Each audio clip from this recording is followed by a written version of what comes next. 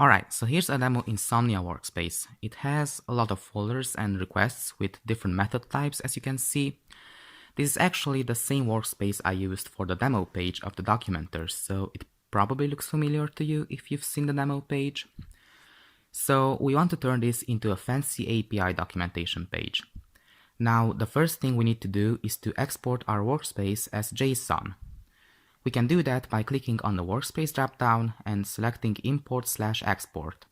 Then in the pop-up window, we click on Export Data, Current Workspace, select all the stuff that we want to be displayed in the documentation, hit Export, and then Done.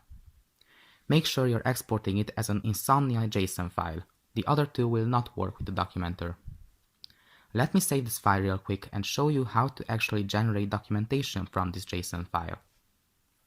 Now, there isn't a graphical user interface for the documentation generator, so we have to open up a terminal for this. In order to be able to run the commands I'm about to run, you'll need to have Node.js and npm installed on your computer. If you do a lot of JavaScript, you probably already have them installed. The easiest way to start a Documenter is by using npx.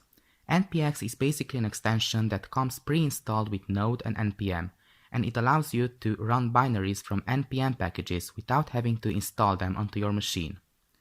Now, I won't go into detail on how npx works, but if you use React a lot, you've probably used npx before. In the terminal, all you have to do is type npx insomnia-documenter-config and the path to your exported JSON.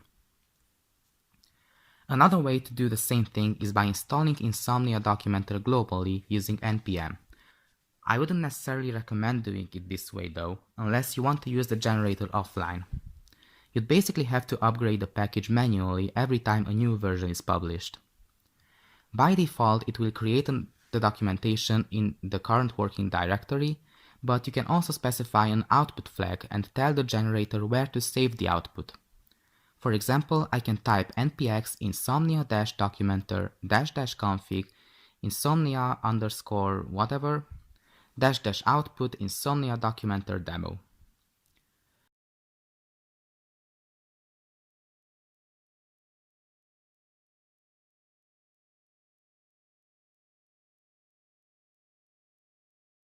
And as you can see, we have a lot of files inside the Insomnia Documenter demo folder. If you don't have or don't want to have Node.js on your computer, you can download a release from GitHub, unzip it, and append an insomnia.json file to your extracted files.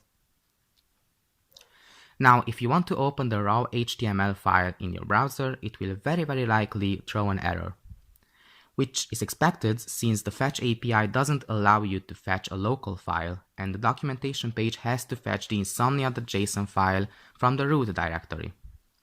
To get around this, you'd have to use a web server, and the easiest way to do this is by using an npm package called serve. You can just go back to your terminal and type npx serve, and now you should be able to access your documentation. Sweet! Everything we have in Insomnia is also on the documentation page. As you can see, we have all our environments here, and the variables do change when you switch to a different environment. Now, you might be wondering where exactly does all this extra text come from, and the answer is pretty simple. If we go back to Insomnia, we can see that we can specify a description for our workspace in the workspace settings. We can use Markdown here, which will be parsed by the Documenter. You can give a description to each request by going to the Docs tab.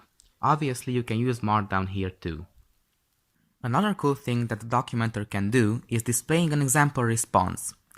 Insomnia doesn't actually export the responses in its export file, which is understandable, so you'd have to specify an example response manually.